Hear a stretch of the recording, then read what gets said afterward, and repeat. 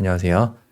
우리가 주식을 매매하다 보면은 물리게 되는 케이스가 굉장히 많이 발생하게 됩니다. 어떤 종목의 경우에도 주식이 그냥 상승하는 경우는 그렇게 많지가 않아요. 사실 우리가 매매를 할 때 내가 매수한 시점에서 이렇게 쭉쭉 올라간다면은 당연히 좋겠지만 내가 세력이라고 가정해 본다면은 누구나 예상하는 이러한 자리에서 쭉쭉 올라가기보단 오히려 이후에 올라가는 것이 조금 더 효율적이겠고, 그리고 여기에서 더 나아간다면 오히려 사람들이 매수하게끔 유도를 하고 내렸다가 그 다음에 올라가는 케이스가 훨씬 많다는 것을 확인할 수가 있습니다. 보통 이러한 매매의 타겟이 되는 게 돌파 매매를 하시는 분들이 이러한 매매의 타겟이 되고, 적절한 선에서 대응을 하지 못했을 때는 큰 손실 구간을 만들어가게 되고, 경우에 따라서는 회복이 안 되는 케이스도 이런 자리에서 발생을 하게 됩니다.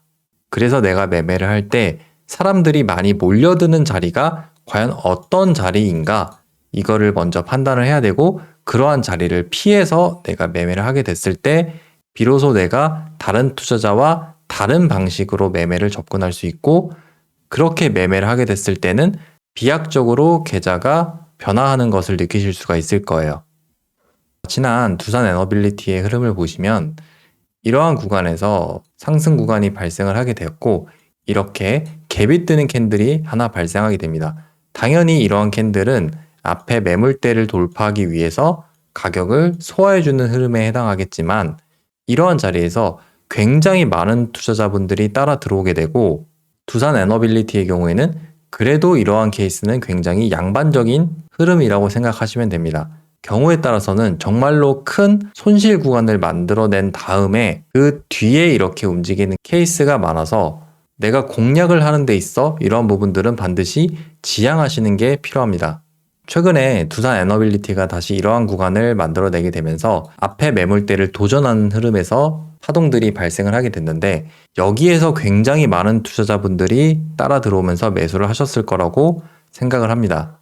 자, 분봉을 보시게 되면은 원전에 대한 이슈가 이미 4월 30일 날 전날에 이렇게 존재를 하게 됐고, 그 다음 날에 시가를 띄우게 되면서, 물론 대체 거래소 시간이긴 하지만 이렇게 상승 구간을 만들어내게 되면서 전일에 종가를 넘어서게 되면은 이러한 구간에서 굉장히 많은 투자자분들이 매수를 하게 되고, 그리고 장이 시작되게 되면서 이렇게 투매를 만들어내게 되면은 본인들이 생각했던 흐름과 전혀 다른 흐름들이 나오기 때문에 당황을 할 수밖에 없습니다.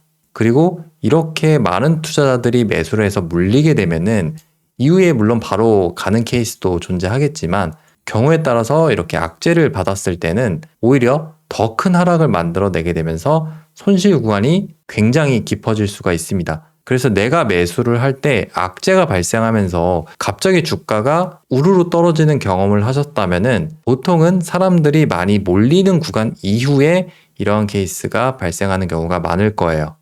작년에 SOS랩의 경우 이러한 부분들을 명확하게 찾을 수가 있는데, 제가 이 종목에 주목을 하기 시작했을 때는 11월 중순 이후에 이러한 흐름에서 먼저 주목을 했어요. 자, 이러한 흐름에서 앞에 매물대 구간을 이렇게 정확하게 표시를 해보면 작년 9월 달에 이렇게 윗꼬리를 크게 달면서 거래량을 발생시켰던 이러한 자리들이 존재를 하게 됐습니다. 이러한 가격대를 돌파하면서 올라갈 수도 물론 있었지만, 이 경우에는 오히려 관심이 굉장히 높아졌던 구간에서 돌파 구간을 일부 만들어내고 오히려 급락 구간을 다시 형성했다가 다시 흐름을 돌려 올린 다음에 그 뒤에 거래량을 발생시키면서 본인들이 매집했던 물량들을 이 구간에서 내뿜게 되었습니다. 그러니까 실제로 우리가 관심을 가지고 매수를 하려고 달려들었던 자리는 보통 이렇게 사람들이 누구나 다 매수하기 위해서 달려드는 돌파 자리, 이런 자리에서 보통 매수를 하게 되고, 그러한 흐름 뒤에 진짜로 돌파가 나오는 이런 흐름에서는 크게 눌렀다가 다시 돌리는 흐름에서 이러한 파동들이 연속적으로 발생할 수가 있습니다. 물론 이렇게 사람들이 몰려드는 자리 이후에 바로 상승하는 케이스도 물론 존재를 하지만, 그러한 경우보다는 오히려 그러한 사람들에게 손실 구간을 발생시키고 손절 물량을 유도한 다음에 이후에 올리는 케이스가 훨씬 더 많습니다. 이재명 관련주로 크게 올랐던 오리엔트 전공을 예시로 설명을 드리면 작년 12월 달에 이렇게 큰 급등을 만들어냈었고 전체적인 과정에서는 거래가 터졌던 이 캔들을 돌파하기 위해서 그동안 과정들이 만들어졌는데 실제로 거래가 가장 많이 터지는 이 캔들이 나오기 위해서 돌파 구간을 만들었다가 다시 폭락 구간을 그리고 다시 이 구간을 돌파하는 척 하다가 눌렀다가 그 뒤에 주가를 이렇게 올린다는 것을 확인할 수가 있습니다.